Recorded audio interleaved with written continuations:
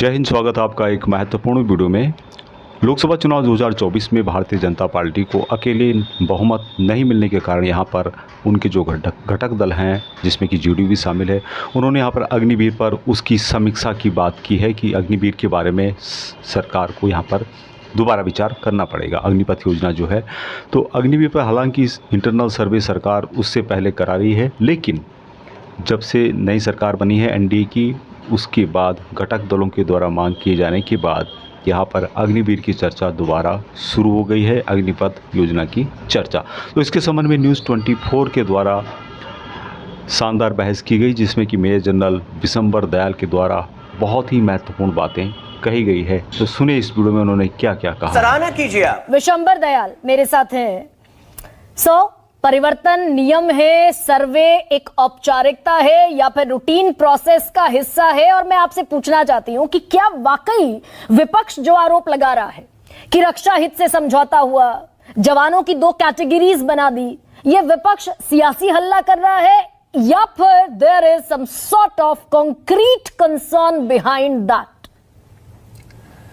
देखिए, 1947 के बाद यह देश की सेना का सबसे बड़ा रिफॉर्म था, और अगर यह सबसे बड़ा रिफॉर्म था तो इसकी डिमांड सेना के अंदर से उठनी चाहिए थी, जो कि डिस्कस होनी चाहिए थी, जो आर्मी कमांडर्स को एक आर्मी कमांडर कॉन्फ्रेंस का हमारा प्लेटफॉर्म है और जिसमें किसी ना किसी तरह से वहां से ये रिकमेंड होनी चाहिए थी। मैं सुब्रमण्यम कमेटी की पूरी रिपोर्ट पे गया तो ये 3-4 दिन लग जाएंगे डिस्कशन करने में। विशंबर दयाल मेरे साथ हैं।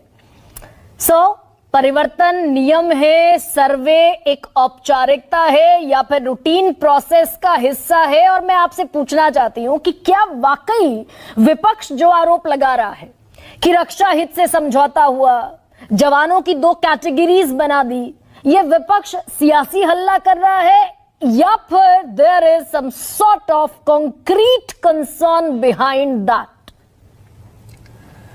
देखिए, 1947 के बाद यह देश की सेना का सबसे बड़ा रिफॉर्म था, और अगर यह सबसे बड़ा रिफॉर्म था तो इसकी डिमांड सेना के अंदर से उठनी चाहिए थी, जो कि डिस्कस होनी चाहिए थी, जो आर्मी कमांडर्स को एक आर्मी कमांडर कॉन्फ्रेंस का हमारा प्लेटफॉर्म है और जिसमें किसी ना किसी तरह से वहां से ये रिकमेंड होनी चाहिए थी। मैं सुब्रमण्यम कमेटी की पूरी रिपोर्ट पे गया तो ये 3-4 दिन लग जाएंगे डिस्कशन करने में। अगर मैं भारतीय सेना के यूथ पे, अगर सिर्फ 17 पे 18 की जगह 17 पे करके अगर आप कहते हो भारतीय सेना यंग हो जाएगी, और अगर हम ये सोचते हैं कि हमें भारतीय सेना को यंग करना है तो बहुत सी चीजें यंग करनी है। चीफ को यंग बना दीजिए, लेफ्टिनेंट जनरल्स को यंग बना दीजिए, ब्रिगेडियर्स को यंग बना दीजिए, ऑफिसर्स को शॉर्ट सर्विस कमीशन से बिल्कुल यंग बना दीजिए। ये सब कहने की बातें हैं। पहले दिन से मैं इस मुद्दे को उठा रहा हूं और मेरा मुद्दा भारत की सुरक्षा से है, केवल सुरक्षा से। और दूसरा मेरा मुद्दा है, भारत में रूरल एरिया से फौज आती थी, जवान आते थे, वहां ये बहुत बड़ा एम्प्लॉयमेंट नहीं, एक बहुत बड़ा फक्र से लोग आते थे। जब अट्रैक्शन कम हो जाएगी किसी चीज की, जब आप चीज के लिए आकर्षित नहीं रहोगे तो वहां कूड़ा भी भर सकते हो। फौज में हमारे पिताजी, उनके पिताजी अंग्रेजों के दिनों में सिर्फ इसलिए नहीं आए थे, उनको रोजी रोटी कमानी थी। रोजी रोटी तो गांव में भी थी। वो फक्र से आते थे, वो फक्र से जाते थे, हम सेना में जा रहे हैं, हम ये करेंगे, ये करेंगे। ये देखिए, मैं बिल्कुल इस बात से तर्क से नहीं सम्मत कि अब इससे सेना यंग हो जाएगी। मैं आपको एक बात बताना चाहता हूं, भारत की एक्सपेक्टेंसी लाइफ 35 से 70 पे चलेगी। आज 35 साल का युवा है। आपकी क्रिकेट टीम 1969 और 70 की एज ग्रुप देखिए और आज की एज ग्रुप देखिए। आज आपका विराट कोहली 36 पे से खेलता है जैसे 18 साल का। ऐसे ही जवान है, ऐसे ही ऑफिसर्स हैं। मैं एज ए ब्रिगेडियर खेलता रहा हूं। ये मेरे भाई हैं, एक तो मेरे दोस्त हैं, मेरे से बड़े भी हैं। बार बार ये एज की बात करते हैं, इस एज को मत कीजिए, बिकॉज ये गांव में भी मुद्दा जाएगा। कल ये लोग उठा देंगे, कल ऑपोजिशन भी उठा देगी। हम इस मुद्दे पर इसलिए नहीं बोल रहे कि इसको ऑपोजिशन बोल रही है, कौन बोल रही। मैं इस मुद्दे पे पहले दिन से अड़ूंगा कि ये भारतीय, जिस दिन चाइना से परमानेंट बॉर्डर सॉल्यूशन हो जाए, जिस दिन पाकिस्तान से परमानेंट बॉर्डर सॉल्यूशन हो जाए, आप कोई भी स्कीम इंट्रोड्यूस कर देना, हम नहीं, मुझे कोई ऑब्जेक्शन नहीं है।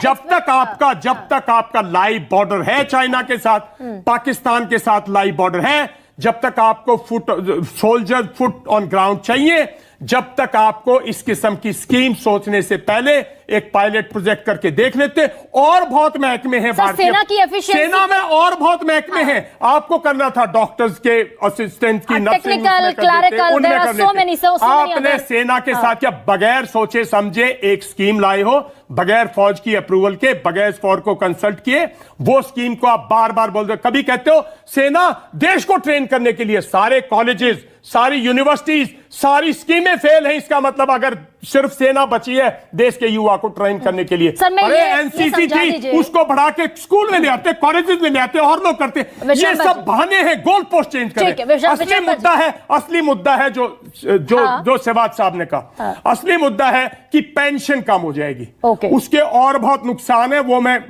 बताना चाहता हूं आपको। देखिए, जब देश का $500 बिलियन की इकोनॉमी थी ना 1991 में, चेक कर लो गूगल पे, ये देश 1.2 मिलियन आर्मी अफोर्ड कर रहा था। इस देश के प्रधानमंत्री ने 60 RR बटालियंस सैंक्शन की। इस देश के प्रधानमंत्री ने 60 CRPF बटालियन सैंक्शन की, क्योंकि JNK में हालात खराब थे।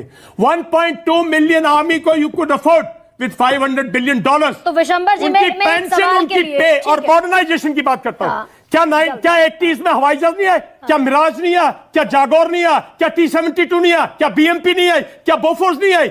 क्या पिनाकास नहीं आई? तो भाई, मेजर जनरल- देश को गुमराह करना बंद करो आप लोग ठीक है। भी।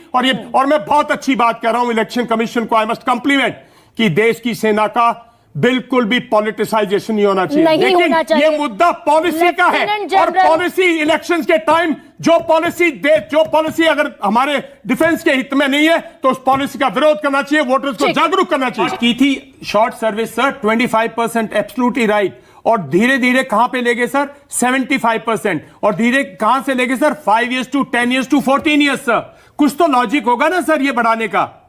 और देखिए सर, मैं छोटी सी बात कह रहा हूं, हम लोग बोलते हैं, आप गांव में जाके बच्चों से पूछिए, वो पूछते हैं साहब नेशनल डिफेंस एकेडमी क्यों है, साहब IMA को भी क्यों नहीं बंद कर देते, सर सब ऑफिसर्स को 6 महीने की ट्रेनिंग दो, 4 साल रखो सर, उसके बाद आप 25% ले लो। ये जवानों का जो गांव में जो रिटायर्ड जेसीओ हैं वो पूछते हैं और कहते हैं 1 मिनट, और वो कहते हैं सर इनमें से 25% ऑफिसर ले लो, ऑफिसर्स की भी एज कम हो जाएगी और सर खर्चा कम हो जाएगा देश पे। सर इस किस्म की स्कीमें, बिलीव यू मी, लड़ाई में जो आज यूक्रेन और रशिया की मेजर प्रॉब्लम है ना सर, वो है that the foot on the ground stalemate है सर उधर। ठीक है सर, कोई आर्मर let की me कोई proceed, कमी नहीं है sir. Sorry, I mean sir मुझे रिमार्क लेना पड़ेगा। और रशिया की मेजर प्रॉब्लम है ना सर, वो है that the foot on the ground stalemate है सर उधर। ठीक है सर, कोई आर्मर let की me कोई proceed, कमी नहीं है sir. Sorry, I mean sir मुझे रिमार्क लेना पड़ेगा।